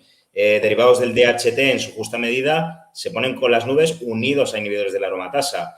La dosis de testosterona total, pues pero, en atletas de mucho nivel no es baja. O sea que al final, de la teoría a la práctica, ¿con qué nos tenemos que quedar de todo esto? La cosa, Fran, es que yo he visto, seguro que tú también has visto preparaciones de muy alto nivel, de Olimpia, por ejemplo, seguro que las has visto. Sí. Yo las he visto también. Y muchas de las cosas es que es difícil de decir porque digamos que hay un poco de falacia de autoridad cuando le dices, este tío que ha ganado una Olimpia, por ejemplo, en Men Physique, y que tiene 7 atletas en Men Physique, le manda a beber el Winstrol oral a los atletas. A beberlo. A beberlo. Sí. ¿Lo has escuchado? Sí, porque bueno, se supone que es un 17 alfa alquilatado y tiene la misma absorción, según este preparador. Pero se ven cosas muy locas, es lo que te quiero decir, que se ven cosas muy locas a mucho nivel y se siguen haciendo. Y entonces cuando tú llevas un cuerpo tan al límite con, pues eso, 10, 20 unidades de hormona de crecimiento, 4, 6 gramos de esteroides, prácticamente hagas lo que hagas, te va a ir bien. Claro. Entonces, por supuesto, creo que hay que apoyarse. Yo lo veo de otra manera, ¿eh? O sea, no lo veo en plan, llevas 5 o 6 gramos y por eso te va a ir bien. Creo que te va a ir bien porque tienes la predisposición genética para que te vaya bien. Sí, no, eso aparte, Fran. Pero que realmente no tendrías esos resultados, pero esos resultados no los tendrías si no tienes esos 4, 5, 6 gramos detrás. Eso es una realidad. Es decir, llegado a este punto, luego está ya el ojo de la puesta a punto, de la diuresis, de la carga. Todo esto también, un buen preparador da en la tecla con ese tipo de cosas. Porque al final, entre Big Ramy, entre Phil Heath, entre Jay Cutler, entre toda esta gente, al final todo el mundo en épocas diferentes han usado más o menos las mismas sustancias y las mismas cantidades, que hoy en día no se hace nada que no se hacía antes. Claro, otra cosa de las que comenta Víctor es el tema, bueno, y esto es un hecho, de que no hay realmente gran diferencia entre compuestos respecto a la potencia. No. Lo que sí hay diferencia es en toxicidad. Sí, eso sí. Eso desde luego. Tema, por ejemplo, de la boldenona. Por eso yo siempre lo comento que no hay sustancias imprescindibles por el tema de la boldenona muchas veces. Que la gente se piensa que la boldenona o la hormona de crecimiento o la insulina, que hay gente que se piensa que hay sustancias que son la panacea cuando realmente al final no es eso. Al final, más o menos todos usan lo mismo y lo que cambia realmente es lo que comenta Fran, la genética. Es esa genética la que te va a hacer llegar a ser Phil Heath, llegar a ser Jay Cutler, llegar a ser Ronnie Coleman, o pues quedarte en un buen nivel o estar ahí peleando por puestos. Al final, los compuestos, más o menos, las preparaciones, todo el mundo, al final, de una forma o de otra, conoces a alguien que conoce a alguien que te puede pasar la preparación. Es decir, no es nada secreto. Al final, yo he visto, igual que vosotros, preparaciones de gente de ese nivel y al final, entre gente de ese nivel de un preparador y de otro, las diferencias son escasas. Que sí, que uno entrena de una forma, otro entrenado de otra, otro afronta la carga de una forma, otro la afronta de otra, pero lo que es la farmacología en sí, prácticamente todo el mundo utiliza las mismas sustancias. Entonces, creo que la diferencia no es eso, porque al final todos utilizan dosis muy, muy altas, prácticamente las mismas, que parece que se las han mandado al mismo preparador. A mí a veces me hace risa porque digo, ostras, esto es lo mismo que he visto de otro. Pero al final es que lo que cambia es la genética. Es lo que dicen tus padres. Entonces, no todo lo que dice Víctor entonces es práctico. Es lo que pienso. Ah, no, si al final Víctor luego tendría a todos los campeones, ¿no? Si fuera tan bueno como él dice que es, ya no solo a nivel de salud, sino a nivel de rendimiento, los tendría todos en el Mister Olympia. Y la realidad es que campeones no lleva ninguno. Lo que está pasando, y está loco perdido y está cagándose en todo, es que mucha gente está entrando en su plataforma, está cogiendo lo mejor de su método y está utilizándolo y no lo está promocionando. Es decir, él no tiene muchos atletas, lo que él es coach de coach, ¿sabes? Entonces, esa gente coge de su método lo que le interesa, la profilaxis, la salud, tal, 4 o 5 cosas, la elección de compuestos y alguna cosilla más, y él no tiene atletas buenos. Entonces, los de Musclementos, John Hewitt y toda esta gente está haciendo un pastón a su costa. Y es lo que está como una cabra. Está como una cabra. Y si lo ves, pues posteando 12 veces. No, eso quiere decir que es poco inteligente, ¿no? Que No, deberá es un tío que no moverse tiene- y actuar de otra manera, porque Cuando está siendo tú poco vas, inteligente. claro, cuando tú le haces un comentario y te hace un post de tu comentario respondiendo al comentario de forma muy mal educada, pues lógicamente es un tío con algún tipo de problema o que realmente tiene habilidades sociales cero y el manejo de su negocio, pues a lo mejor, bueno, le podría ir mejor, seguramente. Claro, es que Y luego, tendría más tú puedes respeto. estar. Es como si yo ahora, Julio, te hago una historia adrede a ti antes de que vengas al programa, criticándote a ti por lo que comentas de los Suns. Pues bueno, yo si tengo algún problema contigo, lo hablo contigo en privado, lo debatimos como dos personas adultas y racionales. Tú me das tus opiniones, yo te doy las mías. Yo no creo que yo sepa más que tú en nada. Cada uno sabe lo que sabe. Eres de médico, lo suyo. cabrón. Cállate la boca, eres médico. No, pero me refiero que no me creo superior a nadie, ¿sabes lo que te quiero decir? El problema de este tío es que sí, él se cree que tiene la verdad absoluta, sobre todo. Sí. Entonces, ese es un problema. Por eso él te tiene... enfrenta con la gente y al final hace que de algún momento te desplacen, porque al final el tener buena relación con la gente en el mundillo es lo que te hace poder prosperar y que la gente recurra a ti, que la gente te hable de ti y recomiende tu método o que recomiende tu plataforma, incluso te mencione de forma desinteresada. Pero claro, si tú lo que haces es luego te metes con ellos directamente, pues ellos se meten, lo aprovechan, se van y ya está, y de ti no sabe nadie nada. Chicos, volviendo...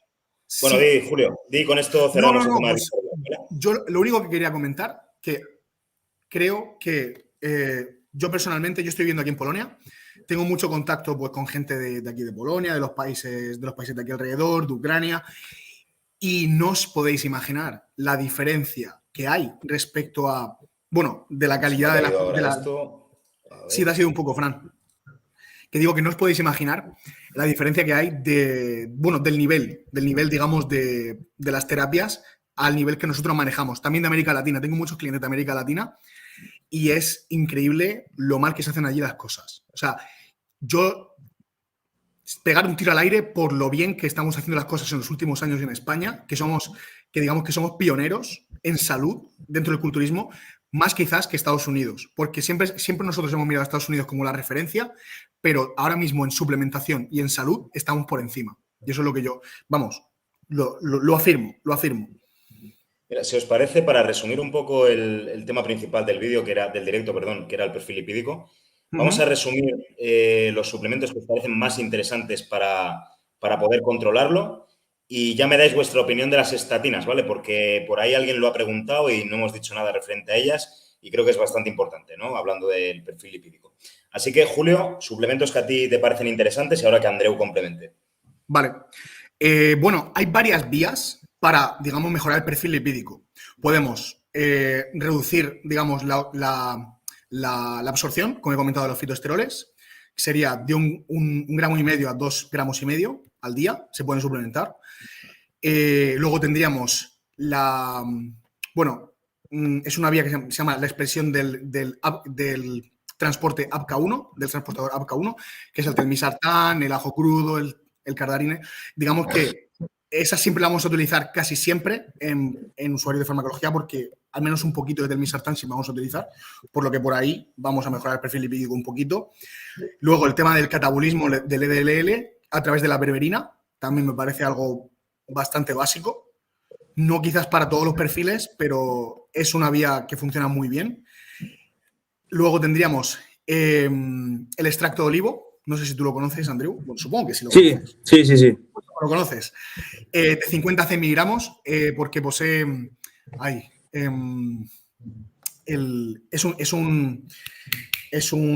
Perdón. Me he trabado, tío.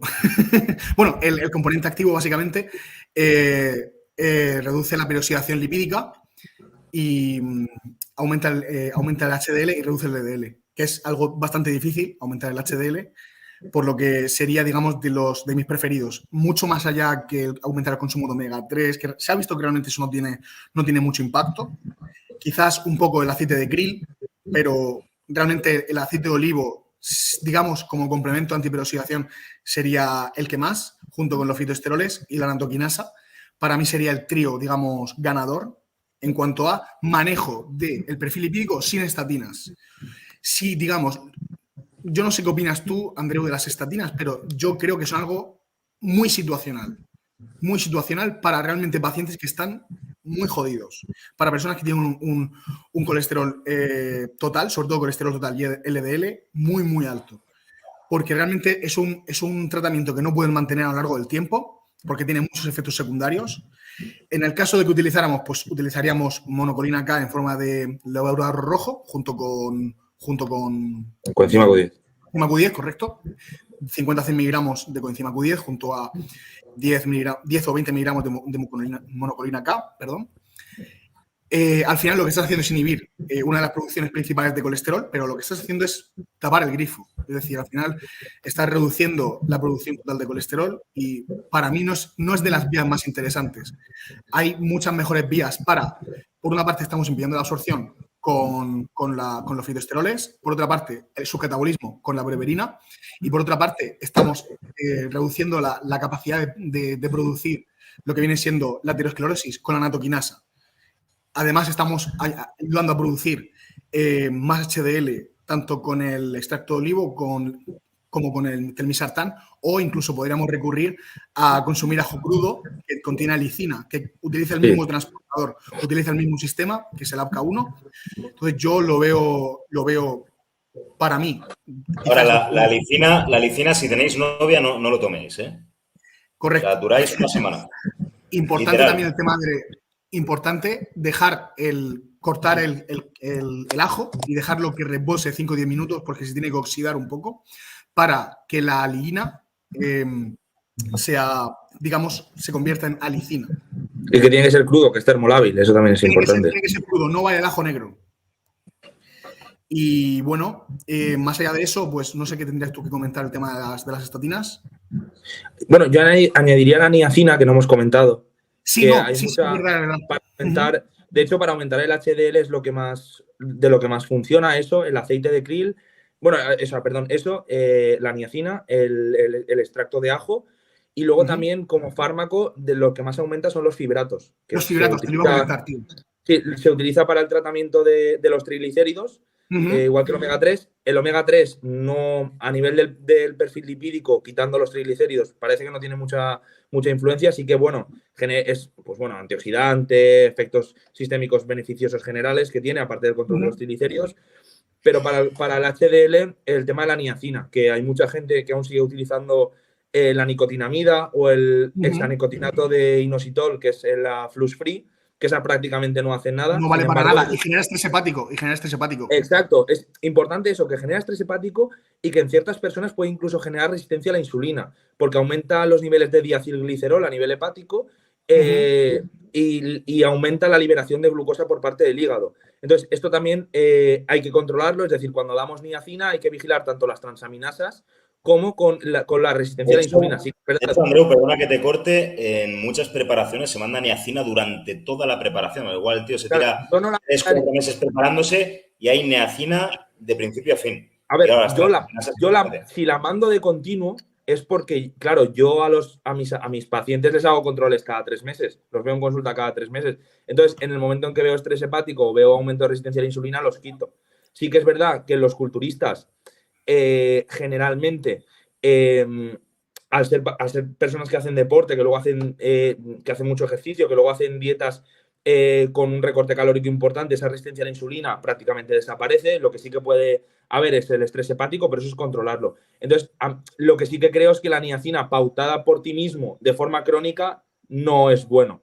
Siempre tiene que haber un control detrás. Yo sí que tengo más facilidad de hacer esa pauta de niacina larga porque al final los voy siguiendo, los voy monitorizando. Es decir, si yo veo que no hay alteraciones a nivel de resistencia a la insulina, a nivel analítico, porque no aumentan los niveles de insulina, porque la glicada se mantiene, porque la fructosamina no aumenta, porque el péptido C se mantiene. Es decir, si yo veo que a ese nivel no hay alteraciones y que las transaminasas tampoco se alteran, pues bueno, las puedo seguir manteniendo mientras esté la terapia del atleta para proteger ese HDL, porque tenemos que recordar que la niacina lo que no es que aumente el HDL, lo que evita es el catabolismo del HDL circulante. Es decir, eso también es importante tenerlo en cuenta. Lo que hace es favorecer que no se catabolice, que no se degrade, no lo aumenta de forma directa. Y aparte que el aumento del HDL tampoco es beneficioso por encima de unos márgenes de seguridad, que ya lo hemos comentado al inicio. Entonces, Andreu, ¿no crees entonces que el tema de las estatinas es un poco maquillar la analítica a corto plazo? Porque sí que es verdad que reduce, por supuesto, que reduce la posibilidad de sufrir un accidente cardiovascular por el hecho de menor presencia de colesterol, pero no ataca lo que es la aterosclerosis a corto plazo, sino sí a largo plazo por menor presencia de colesterol, pero a corto plazo no está solucionando el problema. Sí, a ver, las estatinas al final tienen contraindicaciones y tienen efectos adversos, como sería por actuar a través de la HMG-CoA reductasa y disminuir los niveles de coenzima Q10, ¿no? Tiene toxicidad a nivel hepático y toxicidad muscular, por eso tiene muchas mialgias, aumenta mucho las CKs, aumenta el riesgo de lesión. Entonces, creo que las estatinas son un fármaco, aumentan la resistencia a la insulina, que eso es algo que tampoco tiene mucho en cuenta la gente, es decir, son diabetogénicas, a excepción de la pitavastatina. Por eso, cuando yo pauto una estatina en pacientes, o sea, en culturistas, la de elección suele ser la pitavastatina porque es la que menos mialgias da y es la que menos altera la resistencia a la insulina, es la que mejor se tolera, menor riesgo de lesión. Pero sí que es verdad que en el ámbito del culturismo, las estatinas suelen ser los fármacos a los que recurro de los últimos a lo que recurriría si con la suplementación no lo controlo. Es decir, yo de primera línea no las utilizo. Sí que es verdad que en mi consulta de atención primaria sí que las utilizo de forma más frecuente. ¿Por qué? Porque es gente que a lo mejor a nivel económico no se puede permitir un suplemento. O es gente que no va a hacer una dieta, que no va a cambiar su estilo de vida, que no va a hacer ejercicio. Entonces, lo único que tengo yo a mi disposición para bajar esos niveles de colesterol es darle un fármaco. Es triste, pero es la realidad de muchas personas. Bueno, aquellos pacientes... Hablando de clínicas, sí, por supuesto. Por supuesto. Claro, pero claro, yo me pongo en la piel, que han tenido un infarto, ¿sabes? Sí, claro, yo me estaba poniendo en la piel. Claro, no, del preparador. Claro. Como al final queremos generalizar, mala palabra en este caso, pero queremos generar un protocolo de profilaxis para el colesterol de forma básica que sea lo más idóneo posible, pues bajo lo que yo sé y bajo mi opinión, creo que lo que he comentado creo que es lo que tiene más sentido. Es decir, reducir la absorción a través de fitoesteroles. Hablamos ya de un colesterol bastante tocado. Sí. Y bajar la dosis de anabólico, que al final es la principal parte del problema, ¿sabes? Al final, sí, que esto también a veces suena difícil porque muchas veces cuando hay alteraciones de cualquier cosa, ¿no? Del hematocrito, tal, coño, baja la dosis del anabólico, ¿no? O cuando hay alteraciones a nivel del estradiol, baja el anabólico. Sí que es verdad que en el culturismo es lo último que se plantea a la gente. Generalmente tiene mucho miedo, se plantea poner parches.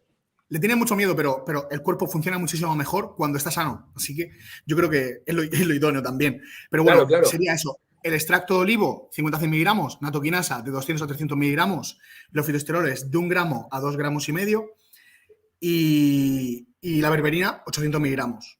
Casi todos los productos se deben tomar con comida, casi por no decir todo. El telmisartán que hemos comentado también tiene muchos efectos beneficiosos a nivel de Y lo que pasa es que las estatinas en el culturismo, sí, Fran se ha caído. Las estatinas en el culturismo yo sería lo último a lo que recurriría. Ahí sí que comparto tu opinión por los efectos adversos que pueden tener. Pues como llevamos 1 hora y media, Julio, si quieres, y Fran creo que no, por problemas técnicos no va a volver, si quieres despedimos el programa, siempre hacemos que el invitado nos dé pues un mensaje, ¿no? De concienciados para concienciar al deporte. ¿Qué es lo que tú crees que se puede cambiar? ¿Qué es lo que ves que haya cambiado y haya mejorado? ¿Cuál sería tu mensaje de despedida, no solo en el perfil lipídico, sino en el ámbito del culturismo bueno, actual? Sobre todo, invitar a la gente a tener espíritu crítico, a no tener miedo a leer, pero no nos creamos todo lo que leemos, porque por desgracia en las redes sociales, y lo hemos vivido, ver de todo tipo de información simplemente, bueno, por crecer en las redes sociales y pues eso, no creernos todo lo que leemos, tener espíritu crítico y seguir avanzando. Es decir, creo que Fran a mí me ha sorprendido mucho en el buen sentido, porque de pasar de ser vieja escuela que no acepta ciertos hechos que están ocurriendo y que se está viendo, pues que se pueden hacer un poquito las cosas mejor, pues una persona con mucho espíritu crítico, una persona que dice, joder, vamos a hacerlo mejor y además voy a ser parte activa. Y hacéis este programa, que la verdad es una pasada, me los he tragado todos y de todo se puede sacar mucho. Espero que la gente también haya aprendido un poquito y estoy muy contento de poner mi granito de arena en esto. Y nada, espero veros pronto de nuevo y sobre todo a la gente, pues eso, que... ya estoy aquí. Más vale tarde que nunca. Te estaba chupando el pene. Macho, pero avisarme para eso. Siempre en grupo. Una rumba de estas que limpia la casa y creo que ha estado follándose el router, ¿sabes? Y me va genial.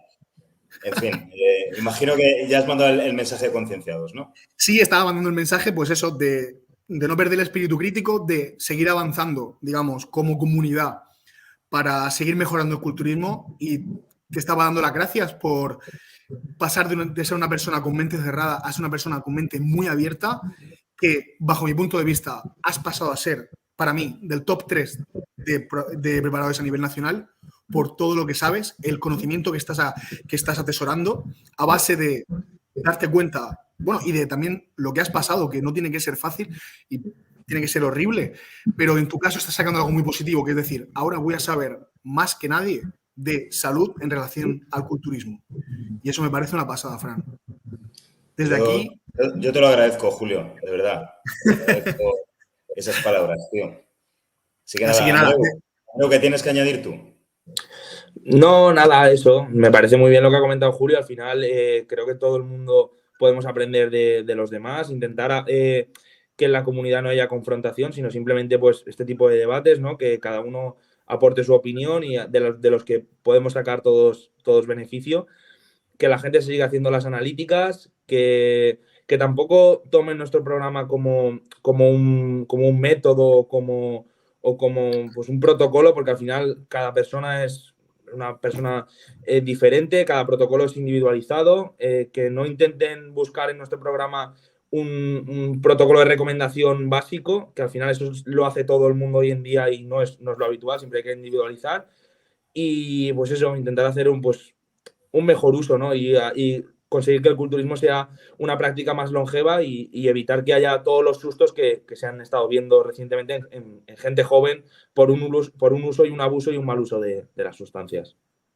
Bueno, chicos, pues hemos tenido el lujo de contar con Julio, que ha aportado muchísimas cosas, un punto de vista pues también distinto, enriquecedor, ¿no? A todo lo que estamos hablando.